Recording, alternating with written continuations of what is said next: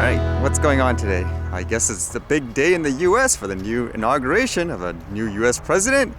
Whether or not things will de-escalate or not, so to speak, who knows? But it just seems like it's really divided. But with that in mind, it was kind of interesting reading this. It says, fossil fuel industry likely to suffer as Biden picks Vancouver-born Jennifer Granholm as energy secretary. A Vancouver-born person doing this? That's kind of interesting, I thought. Although I would imagine, regardless of where you were born, if she's doing her duties down there, she has to do what's in the best interest of them in total, I guess you could say. Then again, this is that pipeline thing where, you guys remember I recorded that drone video and stuff like that with the guy in the tree blocking the pipeline stuff? Makes me wonder if more people are happy about this decision or unhappy about it. I guess it depends whether or not it directly affects you in terms of a job and all that, huh? Well, I guess that does mean there will be change. Reading this made me wonder in terms of all this pandemic and stuff like that, how can this be true 100% of his thinking? This one says, BC health officials haven't found a single case of seasonal flu spreading in the community this winter. I've been on the influenza beat for 20 years and I've never seen anything like this, BCCDC expert says. Not one single case of the flu, like for the whole year and all that, at least last year during what should be the flu season. That sounds kind of not realistic, is it? And then another one says, flu season has been stopped in its track this winter. Measures meant to minimize the spread of COVID-19 appear to have had a similar effect on influenza. It just sounds really unrealistic in my opinion for it to all of a sudden just drop like that. And then we have all those COVID upticks like they said. It makes me wonder if there's just a little bit of inaccuracy in the reporting and stuff like that, where maybe someone who has these flus and so forth is being counted as COVID possibly as well. I don't know.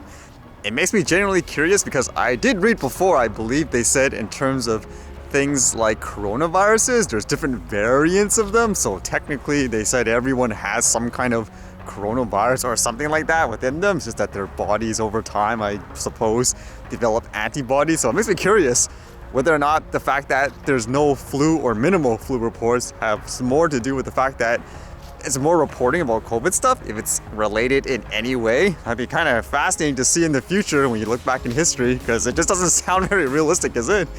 Actually, with that news of the inauguration, stuff like that, and that warning about don't fly your drones in the area, made me wonder, were there actually drone footages of the event? Although reading this, I guess in different places, they have that do not fly your drones here type of, I guess, direction. This one says, widespread issue. IHRB keen to tackle unauthorized drone use at Irish tracks. The Irish Horse Racing Regulatory Board says it remains committed to combating the use of unauthorized drones at race courses and will continue to work alongside the Gardaí following an incident at Punchtown on Monday that resulted in a 30-year-old man being arrested.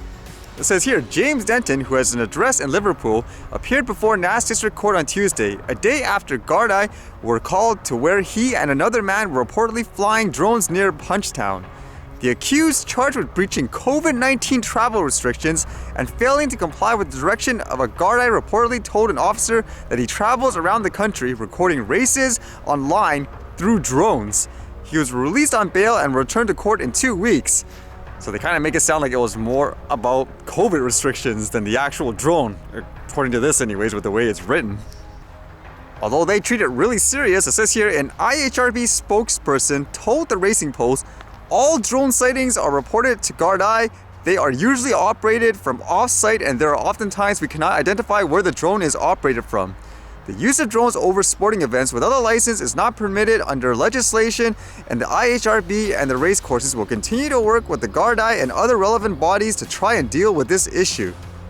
I think in general it's a bad idea to fly over, let's just say, like I said, a sporting event or a big game. For example, like all those baseball game incidents in the US, although it seems like people are usually laughing it off when they see it.